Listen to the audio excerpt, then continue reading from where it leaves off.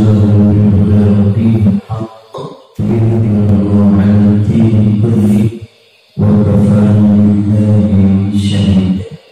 أشهد أن لا إله إلا الله وحده لا شريك له وأشهد أن محمدا عبده ورسوله الكريم لا نبي بعده.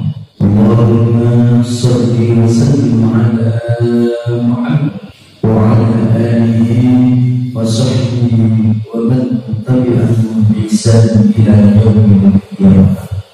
قال الله تعالى في القرآن الكريم: أعوذ بالله من الشيطان الرجيم. بسم الله الرحمن الرحيم. وإذا قرئ القرآن فاستمعوا له وأنصتوا لعلكم ترحمون. وقال أيضا: وينزل من القرآن ما هو الشفاء ورحمة للمؤمنين. Al-ayat Sadaqallahul Azim. Hadirin jamaah salat subuh rahmatullah. Pertama-tama mari kita panjatkan syukur kehadirat Allah Subhanahu wa taala atas nikmat karunia yang Allah berikan kepada kita hingga subuh ini kita dapat bersama-sama bersujud kepada Allah Subhanahu wa taala, memenuhi apa yang menjadi kehendaknya. Mudah-mudahan dengan niat baik kita, niat soleh kita, Allah Subhanahu wa taala memuliakan kehidupan kita di dunia hingga di akhirat. Amin. Allahumma amin. Ini sekalian perlu diketahui bahwa ibadah itu adalah kehendak Allah. Dalam Al-Quran Allah menyebutkan: wa ma khalaqtul jinna wal insa illa liya'budun. Dan aku tidak ciptakan jin dan manusia kecuali untuk beribadah. Hadirin sekalian rahimakumullah, aktivitas apapun yang kita lakukan semua diukur oleh Allah karena niat. Innamal a'malu binniyat. Jadi diukur oleh Allah karena niatnya. Kalau niat itu soleh, niat itu baik, maka ternilai ibadah dari Allah Subhanahu wa ta'ala. Maka dari itu hadirin sekalian, ketika kita melakukan sesuatu, hendaklah kita tuntun hati kita, kita arahkan hati kita agar kita setiap aktivitas yang kita lakukan ini bernilai ibadah kepada Allah Subhanahu wa ta'ala. Kita tidak bisa aktivitas apapun tanpanya. Kita tidak bisa melakukan apapun tanpa kekuasaannya. La haula wala quwwata illa billah. Kita tidak bisa ketemu kalau bukan Allah yang menghendaki. Maka kita dikehendaki oleh Allah Subhanahu wa ta'ala. Subuh ini dipertemukan oleh Allah Subhanahu wa ta'ala untuk bersama-sama, untuk bareng-bareng kita belajar, untuk bareng-bareng kita mengkaji apa yang Allah berikan kepada kita.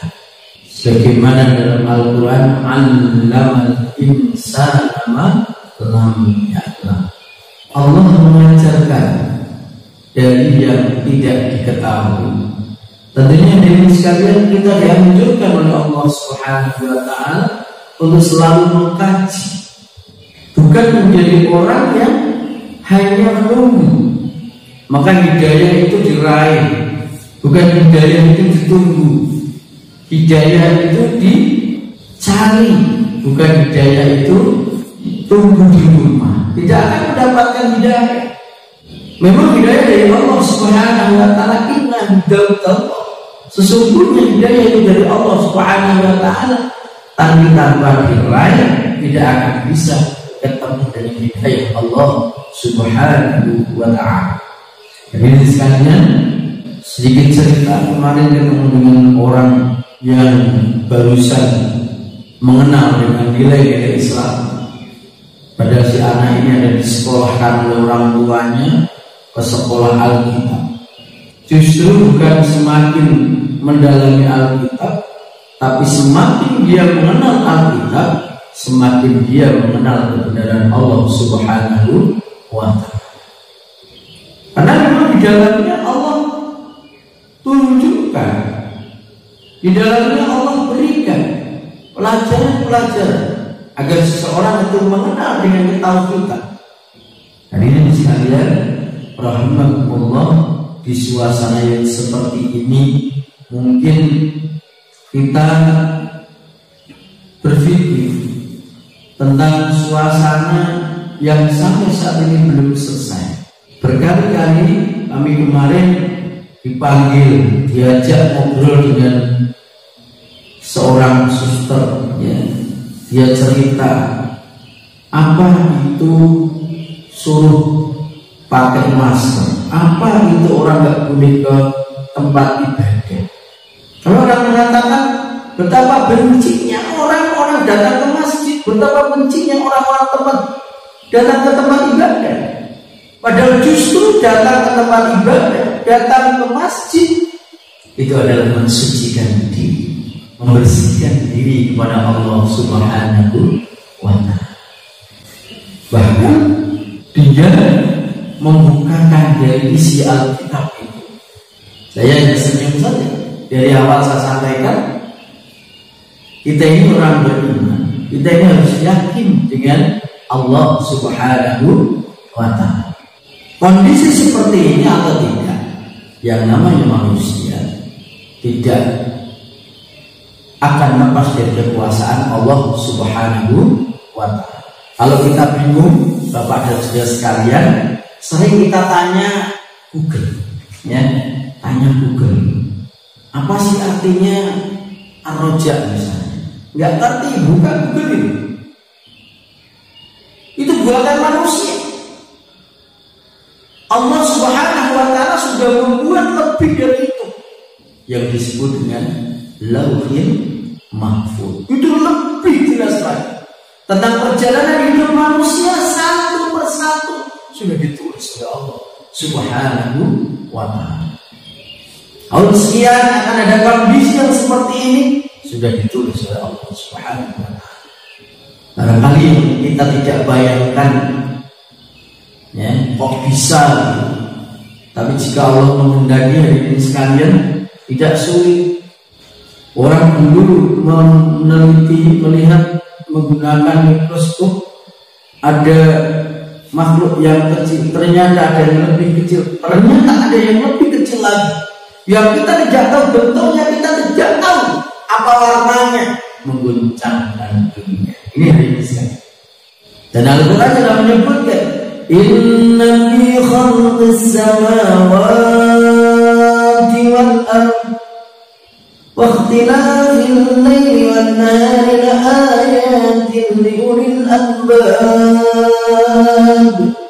Di dalam penciptaan langit dan bumi, pergantian malam dan siang, terdapat tanda-tanda kekuasaan Allah bagi orang-orang albab yang berpikir. Kita ini hadirin sekalian oleh Allah Subhanahu wa ta'ala diciptakan paling mulia dari makhluk-makhluk yang lain. Ini hadirin sekalian. Maka Allah katakan dalam surat Al-Baqarah, fil ardi khalifah, sebagai khalifah. Karena makhluk yang paling mulia, makhluk yang paling tinggi nilainya adalah manusia. Siapa mereka? Dikatakan oleh Allah, la'allakum tattaqun, orang yang bertakwa kepada Allah Subhanahu wa ta'ala. Mari kita sedikit mengkaji, ya, dua ayat surat Al-Baqarah, ayat yang pertama dan ayat yang kedua saja. Sebetulnya ini kalau kita kaji di ayat yang ketiga sampai dengan ayat yang kelima, kita akan tahu tentang isi hati kita. Tapi di sini kita lihat dulu dari ayat yang pertama dan ayat yang kedua. A'udzu billahi الشيطان الرجيم بسم الله الرحمن الرحيم ألف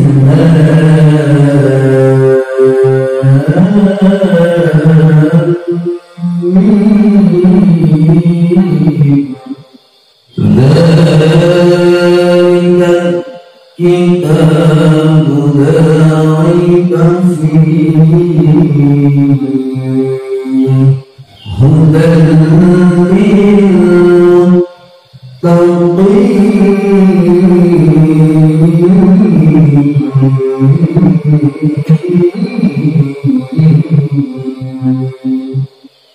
صدق الله العظيم. Kehidupan manusia ini didasarkan dengan kalimat Bismillah. Alam semuanya ini tercipta karena Bismillah. Karena dengan nama Allah, tidak ada dengan nama yang lain. Karena Allah apa? Ar-Rahman Ar-Rahim, kasih sayang. Dulu pada saat ngajar di SMA ada acara halal bihalal, kebetulan yang disuruh mengisi juga dari YAI. Akhirnya didapuk jadi penceramah. Pada saat kami sampaikan awalan sesuatu dengan Bismillah, saya turun dari mimbar dan tanya, Bismillahnya sah atau tidak? Saya menunggu, loh kok sah atau tidak? Dia mesti seorang yang sudah menyatakan diri berikrar dengan Bismillah harus memiliki dan harus tertanam nilai-nilai sifat kasih sayang. Kadang-kadang kita ini emosi yang didahulukan, bukan rasa kasih dan sayang. Itu konsep kita. Tapi konsep kita itu sering diambil oleh orang, kita tidak pernah terasa. Padahal konsep luar biasa. Ar-Rahman Ar-Rahim, hidup dengan sayang, hidup dengan bahagia, hidup dengan damai. Tuhan bersama sekali ini Allah ajarkan kepada kita agar kita lebih dekat kepada Allah, kita lebih dekat kepada sesama, kita lebih dekat dengan lingkungan. Inilah hari ini sekarang. Makanya kalau orang mengkaji bahwa Al-Quran itu ada di Fatihah. Fatihah itu isinya ada Bismillahirrahmanirrahim. Bismillahirrahmanirrahim hanya ada di huruf ba. Apa itu huruf ba? Huruf qasam. Huruf qasam itu apa? Huruf janji. Nah, janjinya hamba kepada Allah. Apa janjinya? Setiap kita mengucapkan kalimat asmanya, kita harus memiliki kejiwaan, kita harus memiliki sifat sebagaimana yang ada dalam sifat Allah Subhanahu wa ta'ala. Mengenal Allah itu dengan mengenal diri. Tidak usah repot kita sebetulnya. Rasulullah bersabda, "Man 'arafa rabbahu wa man 'arafa nafsahu." Jika kamu ingin mengenal Tuhan, kenali dirimu. Gimana sifat-sifat Allah itu apa?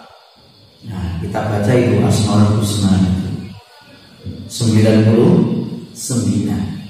Sudah tertanam itu nilai-nilai. Tidak ada kata mendoakan orang dengan kata-kata yang buruk, tidak ada. Membenci orang tidak ada. Apalagi mendolimi orang tidak ada. Adanya Ar-Rahman, Ar-Rahim, Al-Malik, Al-Qudus dan seterusnya sampai yang terakhir. Ya hati petunjuk dari Allah Subhanahu wa ta'ala.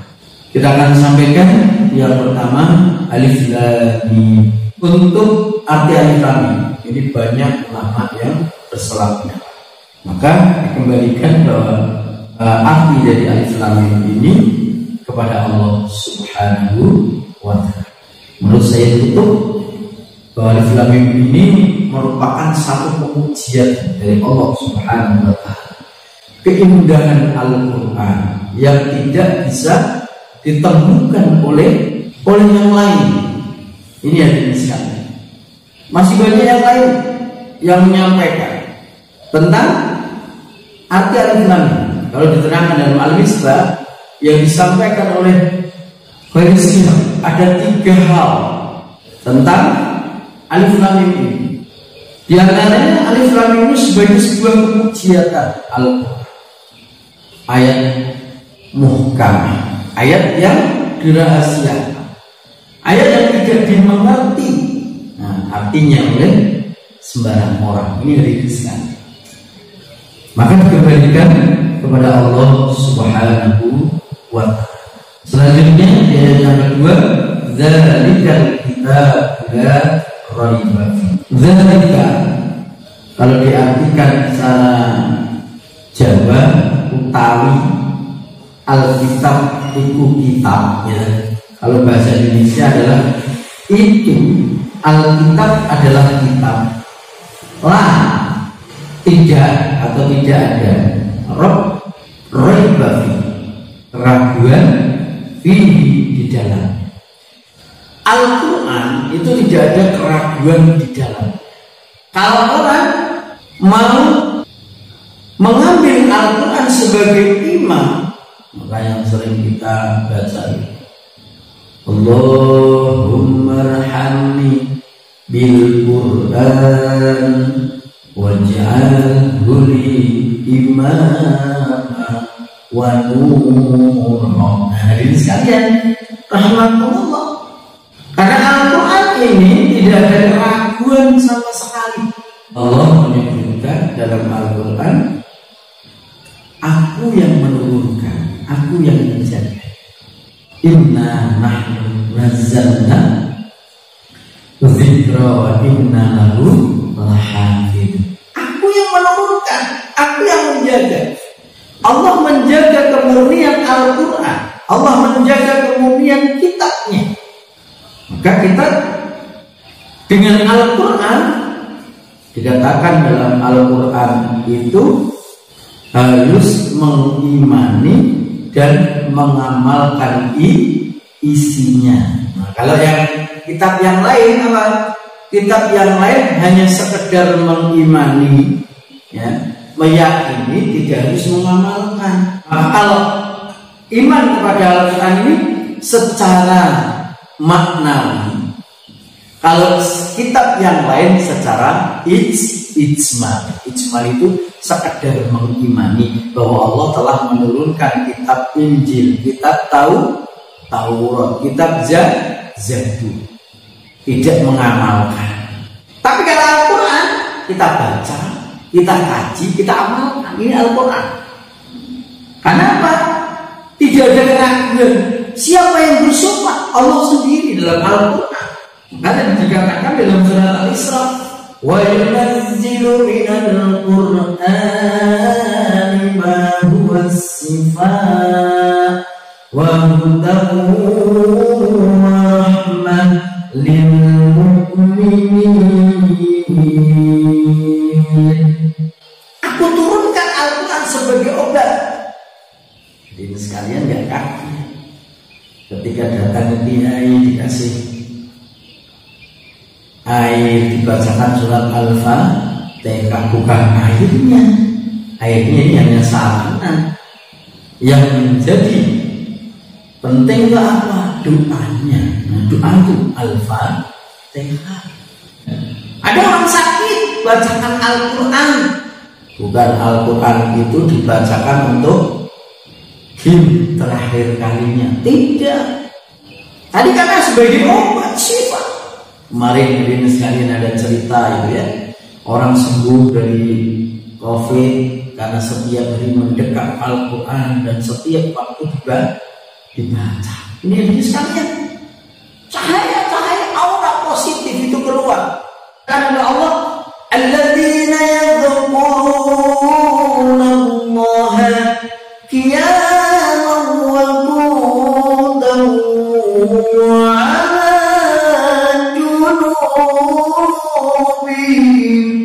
ingat kepada Allah dalam keadaan berdiri, dalam keadaan duduk, dalam keadaan berbaring. Wa yatafakkaruna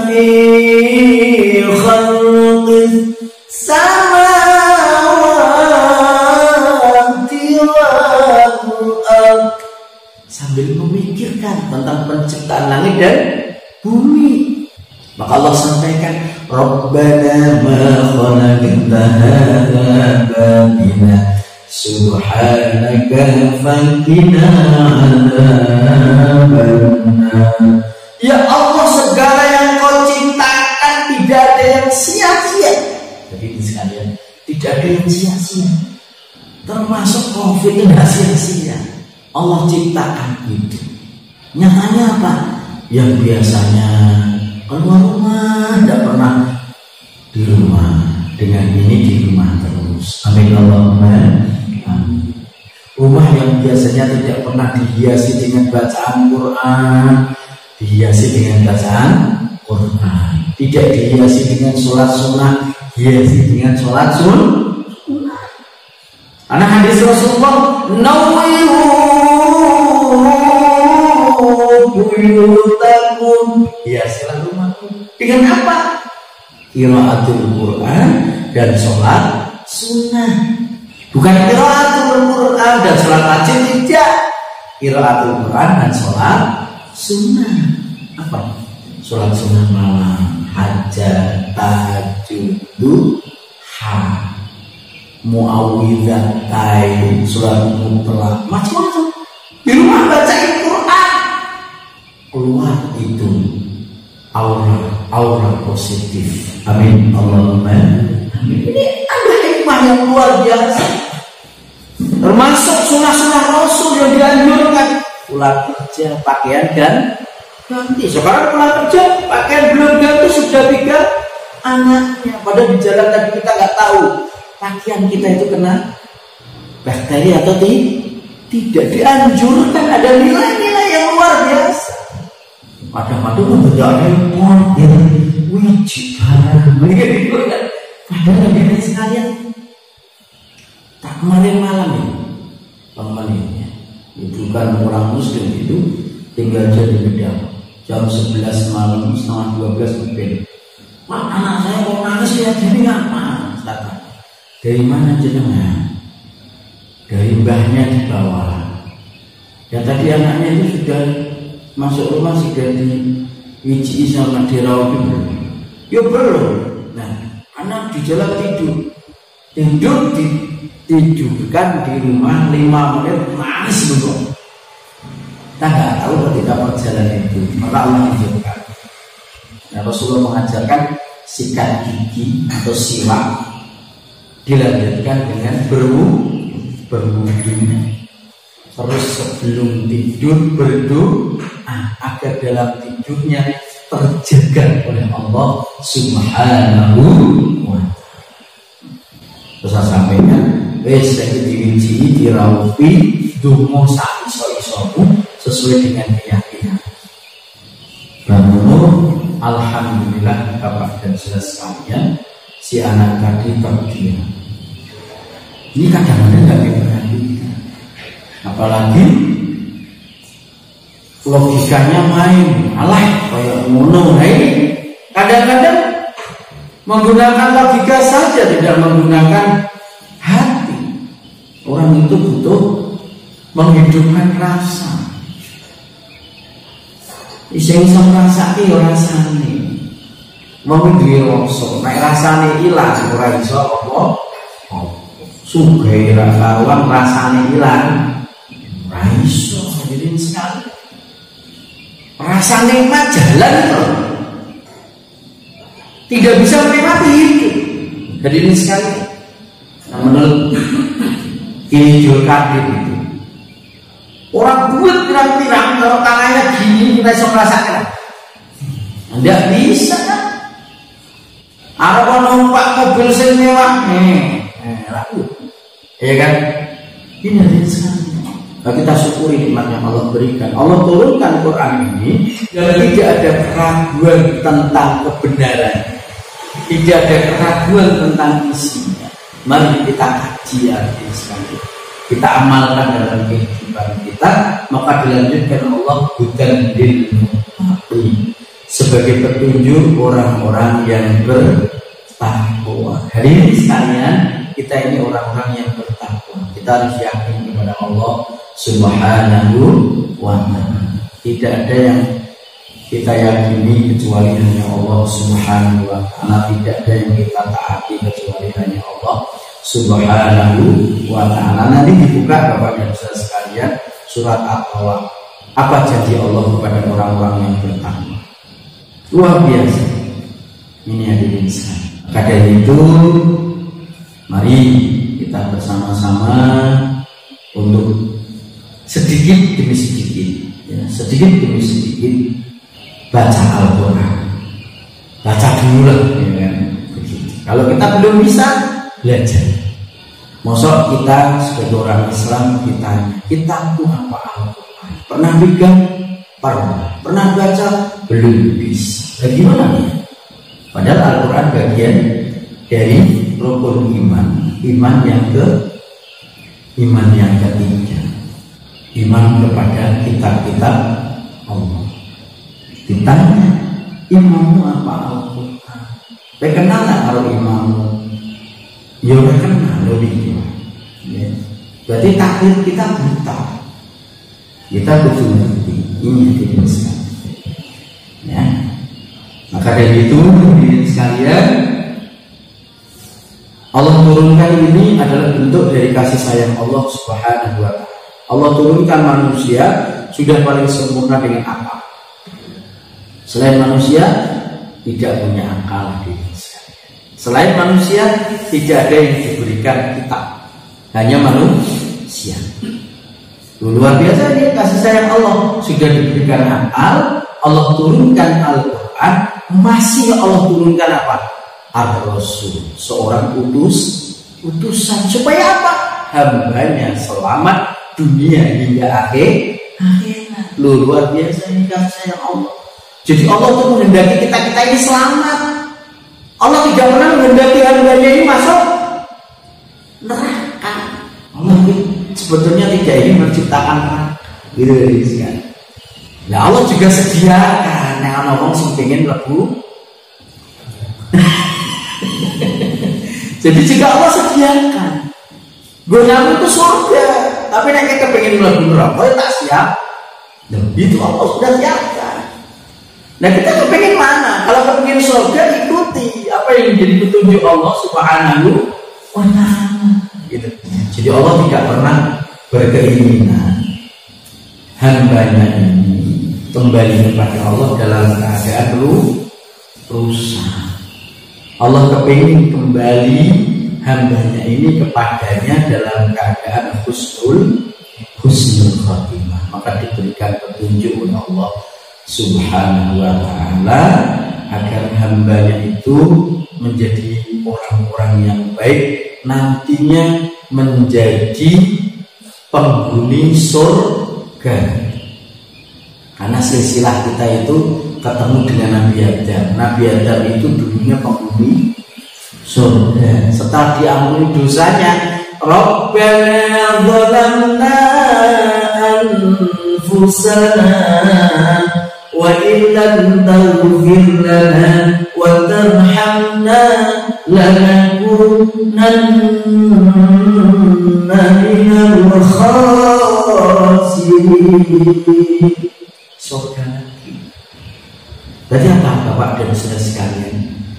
Allah ciptakan dari hal yang baik, Allah didik mereka supaya nanti kehidupan kembali ning Gusti Allah dalam keadaan husnul khatimah. Ini baru satu ayat surat Al-Baqarah, ayat yang pertama dari yang sedikit tadi kami sampaikan menjadi sebuah renungan. Intinya bahwa Allah memberikan petunjuk kepada kita menurunkan Al-Quran ini yang dijaga kebenarannya oleh Allah Subhanahu wa ta'ala, menghendaki hambanya ini kembali kepada Allah dalam keadaan baik, di dunia pun dalam keadaan baik. Tidak berkeinginan Allah ini mengharapkan hambanya kembali dalam keadaan rusak. Mudah-mudahan kita bisa menjaga diri menjadi hamba Allah yang soleh solihin. Amin Allahumma amin. Demikian kurang dan lebihnya mohon maaf. Akhir Waalaikumsalam. Assalamualaikum warahmatullahi wabarakatuh.